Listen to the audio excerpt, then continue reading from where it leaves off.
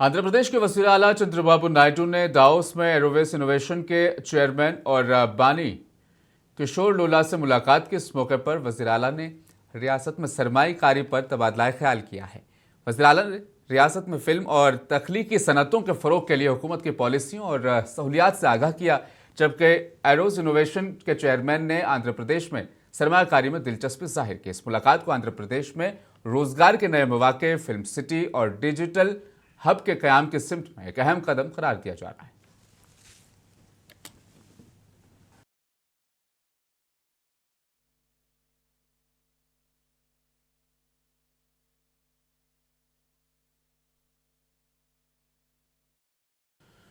तो वहीं झारखंड के वज़ीर आला हेमंत सोरेन भी दाओस पहुंच गए हैं, जहां उन्होंने इंडियन पवेलियन का दौरा किया और वर्ल्ड इकोनॉमिक फोरम के मौके पर हेमंत सोरेन की मौजूदगी को रियासत झारखंड के लिए आलमी सरमायाकारी और सनती मौके के फरोग की जानिब एक अहम कदम माना जा रहा है।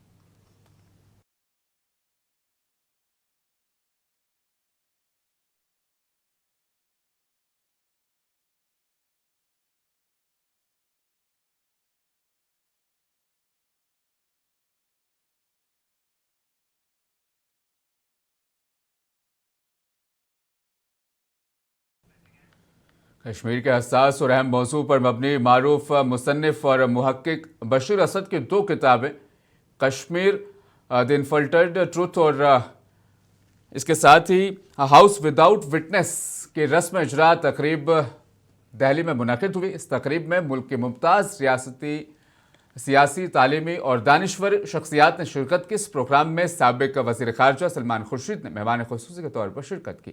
उन्होंने किताबों की रस्म इजरा अंजाम दी और कश्मीर मसले पर संजीदा मुकालमे की ज़रूरत पर जोर दिया, जबकि तकरीब में मेहमानों की हैसियत से राज्यसभा के रुकन प्रोफेसर मनोज कुमार झा भी मौजूद रहे। उन्होंने अपने खिताब में मुसन्निफ बशीर असद की तहकीकी काविशों को सराहते हुए कहा कि किताबें महज बयानियाँ नहीं बल्कि ज़मीनी हक़ाइक़, ज़ाती मुशाहिदात और संजीदा तहकीक पर मबनी हैं, जो कश्मीर को समझने के लिए एक नई फ़िक्री सिमत फराहम करती है। जबकि इस मौके पर मुसन्निफ बशीर असद ने भी खिताब किया।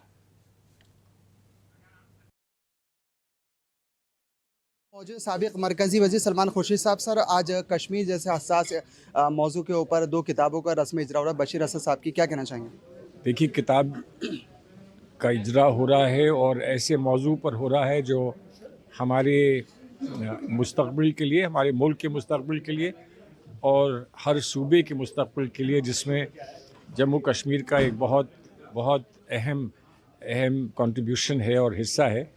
उन सब के लिए एक बहुत दूर अंदेशी सोच के साथ ये किताबें लिखी गई हैं। अब इन पर लोग गौर करें, इनको समझने की कोशिश करें और इनसे एक सही राह निकाल सकें, रास्ता निकाल सकें। ये मेरी उम्मीद है, ये मेरी दुआ है और अब आए देखें क्या होता है। सलमान साहब, आखिरी सवाल ये है, मौजूद दौर में नौजवान नस्ल को किस तरह से जोड़ा जाए, क्योंकि जाहिर सी बात है किताब के अंदर सारी चीज़ें मौजूद हैं, तो आप क्या मानते हैं किस तरह से नौजवान नस्ल को जोड़ा जाए, खास तौर से कश्मीरी नौजवान? देखिए, वो एक बहुत गहरा सवाल है और अगर इतना आसान होता इसका जवाब देना तो हम कब से जोड़ चुके होते। जाहिर है बहुत सारी कोशिशें हुई हैं, कुछ कामयाब भी हुई, कुछ कामयाब नहीं भी हुई, लेकिन हम पूरी तरह से अभी लोगों को जोड़ नहीं पाए हैं। बुक रिलीज का, चूँकि कश्मीर पे हम सब, मैं व्यक्तिगत तौर पे पढ़ता भी रहता हूँ, लिखता भी रहता हूँ और बचपन से बताया गया कि कश्मीर भारत का अभिन्न हिस्सा है, तो उसके लिए जितनी हमारी चिंताएं होती हैं वो भी सदन के अंदर और आज भी उन चिंताओं को इस किताब के बरक से हमने सामने रखा और बातचीत हुई। मैंने कोशिश की है कि कश्मीर की सिचुएशन को मैं एक कम्पिटिटिव एनालिसिस में लाऊं, प्री 2019 एब्रोगेशन से पहले के कश्मीर और एब्रोगेशन से बाद का कश्मीर। अनफॉर्चुनेटली एक जो सिमिलैरिटी हमें दिख रही है वो ये है कि नरेटिव्स जो हैं, पोस्चरिंग जो है, वो पहले वहाँ की तरफ से हार्डन थी, अब यहाँ की तरफ से हार्डन है। मतलब अभी जिसे हम कहते हैं कि वो रिकन्सिलिएशन का प्रोसेस शायद कहीं पे मिस हो रहा है। That is the crux of the books.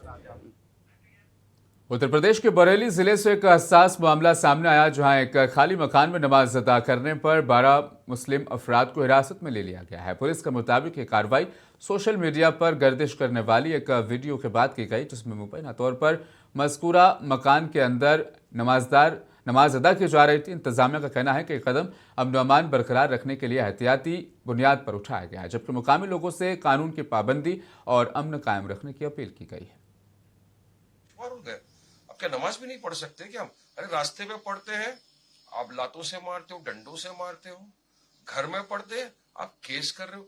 तो ये इतनी नफरत फैलाएगा भाजपा देश के अंदर। डेमोक्रेसी का कत्ल किया जा रहा है, संविधान का उल्लंघन किया जा रहा है, सेकुलरिज्म प्लुरलिज्म को नष्ट किया जा रहा है इस देश में।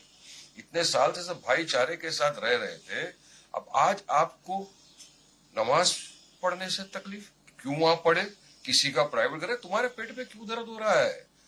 क्यों इतनी नफरत तुम फैलाना चाहते हो? तो हम चाहेंगे कि यूपी की सरकार इस बात का संज्ञान ले कि इस तरह की बात में किस धारा के तहत आपने अरेस्ट किया, कौन सा कानून का प्रावधान है, बताइए आप मेरे को। तो बेल हो गई, लेकिन आपको अरेस्ट करने का अधिकार ही नहीं है ऐसे केसों के अंदर।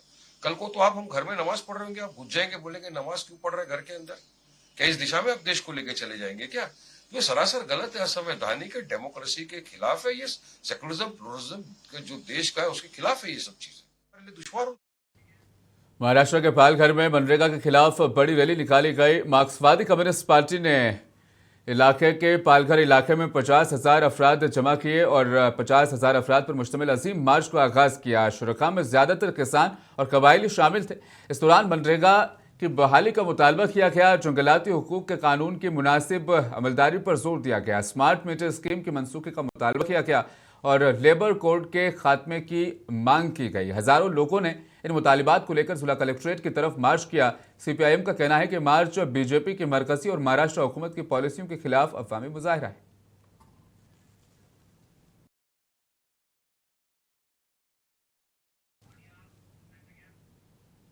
मुल्क स्पेन के जनूबी इलाके में तेज रफ्तार मुसाफिर ट्रेन अचानक पटरी से बेकाबू होकर मुखालिफ सिमत से आने वाली ट्रेन से टकरा गई, जिसके नतीजे में दोनों ट्रेनें उलट गई। इस हादसे में 39 मुसाफिर मौके पर हलाक हो गए। 100 से ज्यादा अफराद जख्मी हुए हैं, जिनमें से 21 की हालत बेहद नाजुक बताई जा रही है। हादसे के वक्त एक ट्रेन में 300 से ज्यादा जबकि दूसरी ट्रेन में तकरीबन 100 मुसाफिर सवार थे। तसादुम की शिद्दत इतनी ज्यादा थी कि डब्बे एक दूसरे पर चढ़ गए और ट्रैक पर कई मुकामात पर उसके टुकड़े भी इकट्ठे किए गए। हादसे के फौरन बाद इमदादी टीमें, फायर ब्रिगेड और तिब्बी अमला मौके पर पहुंचा। जख्मियों को करीब अस्पतालों में मुंतकिल किया गया, जबकि ट्रेन सर्विस को आर्जी तौर पर मुअत्तल कर दिया गया है।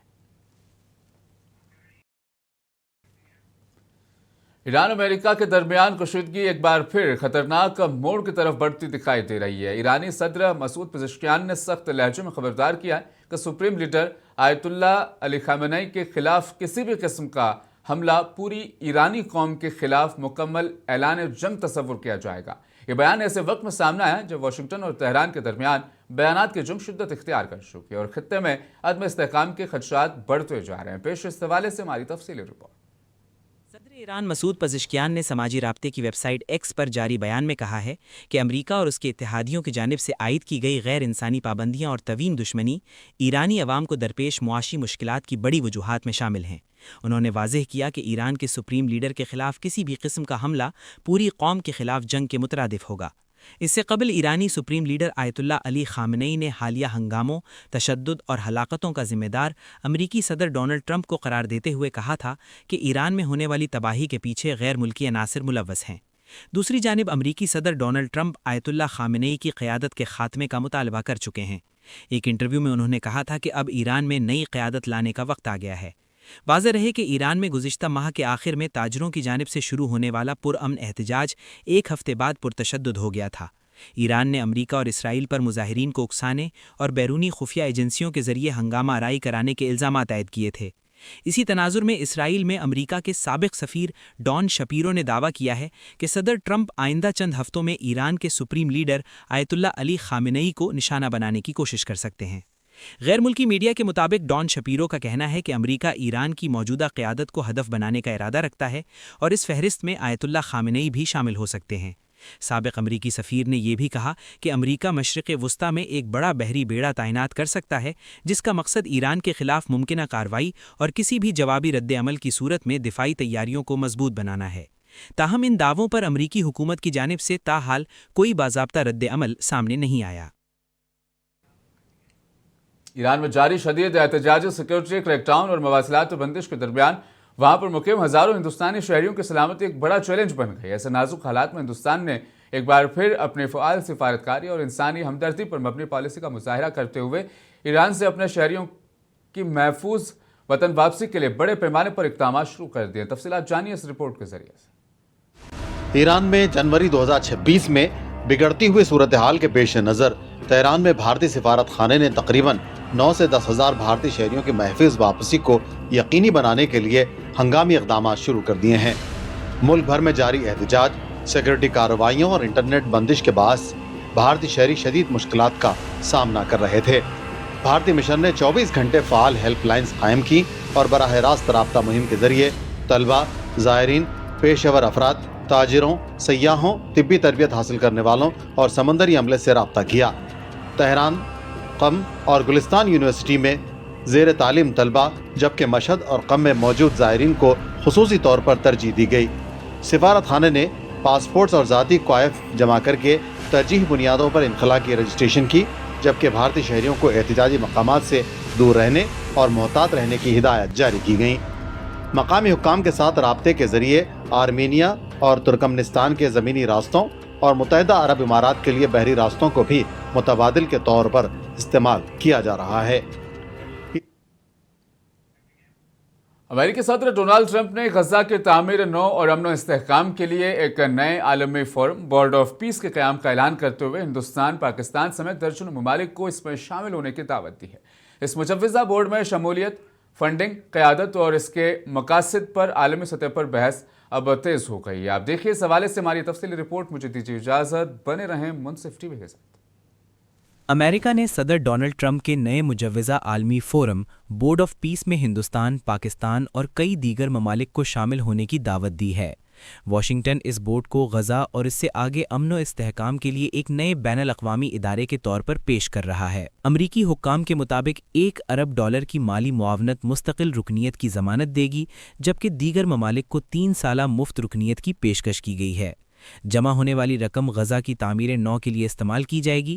ہنگری اور ویتنام نے اس بورڈ میں شامل ہونے کی دعوت قبول کر لی ہے، جبکہ آسٹریلیا، پاکستان، اردن، کینیڈا، مصر اور دیگر ممالک اس پر غور کر رہے ہیں۔ ہندوستان کو بھی دعوت نامہ موصول ہوا ہے، تاہم نئی دلی نے اب تک باضابطہ موقف کا اعلان نہیں کیا۔ پاکستانی دفتر خارجہ نے دعوت کی تصدیق کرتے ہوئے کہا ہے کہ پاکستان اقوام متحدہ کی قراردادوں کے مطابق مسئلے فلسطین کے حل اور غزہ میں امن کے لیے عالمی کوششوں کا حصہ بنتا رہے گا۔ تاہم وزیر اعظم کی جانب سے بورڈ میں شمولیت پر کوئی حتمی فیصلہ سامنے نہیں آیا۔ دوسری جانب اسرائیل نے بورڈ آف پیس پر شدید اعتراض اٹھایا ہے۔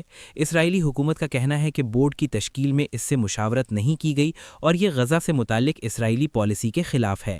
وزیر اعظم نتن یاہو نے اسرائیلی وزیر خارجہ کو اس معاملے پر امریکی ہم منصب سے رابطہ کرنے کی ہدایت دی ہے۔ وائٹ ہاؤس کے مطابق صدر ٹرمپ اس بورڈ کے چیئرمین ہوں گے، جبکہ امریکی وزیر خارجہ مارکو روبیو، سابق برطانوی وزیر اعظم ٹونی بلیئر اور دیگر اہم شخصیات اس کا حصہ ہوں گی۔ ٹونی بلیئر واحد غیر امریکی رکن ہوں گے جن کی شمولیت کو بعض حلقے متنازع بھی قرار دے رہے ہیں۔ اس منصوبے کے تحت غزہ میں ایک بین الاقوامی استحکام فورس کے قیام کی تجویز بھی شامل ہے، جس کی قیادت میجر جنرل جیسپر جیفرز کریں گے۔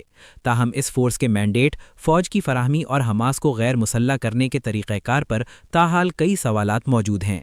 حماس کا کہنا ہے کہ وہ فلسطینی ریاست کے قیام کے وسیع تر معاہدے کے بغیر غیر مسلح نہیں ہوگی، جبکہ اسرائیل واضح کر چکا ہے کہ حماس کے ہتھیار ڈالے بغیر وہ غزہ سے پیچھے نہیں ہٹے گا۔ ماہرین کے مطابق بورڈ آف پیس کے لیے سب سے بڑا امتحان جنگ بندی کو برقرار رکھنا، متضاد مفادات کے درمیان توازن قائم کرنا اور زمینی حقائق کے مطابق قابل عمل حل نکالنا ہوگا۔ بیورو رپورٹ، منصف ٹی وی۔